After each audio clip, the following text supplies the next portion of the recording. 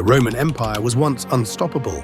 At its peak, it stretched from the shores of Portugal all the way to the windswept hills of England, across the vast lands of Turkey and deep into the heart of North Africa. It seemed as though nothing could stand in its way. Rome was on the verge of conquering the world. But as powerful as it was, something started to change. What looked like an invincible empire began to crumble from within. How did this happen? Well, to understand how Rome was torn down, we need to go back to when it became an empire. It started when Augustus became the first emperor, marking the beginning of the Roman Empire. For centuries, Rome grew stronger and expanded its borders. The empire enjoyed wealth, military power, and cultural influence. But despite its glory, cracks began to appear. Over time, emperors grew more corrupt, and political instability became common. The empire's massive size made it difficult to govern effectively. To address this, Emperor Diocletian decided to divide the empire into two parts: the Western Roman Empire, with its capital in Rome, and the Eastern Roman Empire, with its capital in Byzantium, later called Constantinople.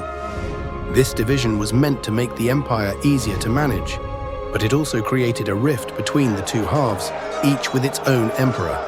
Despite these efforts, the empire continued to face internal struggles.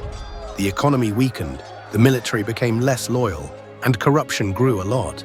Meanwhile, the external threats from barbarian tribes like the Visigoths, Vandals, and Huns became more frequent and intense.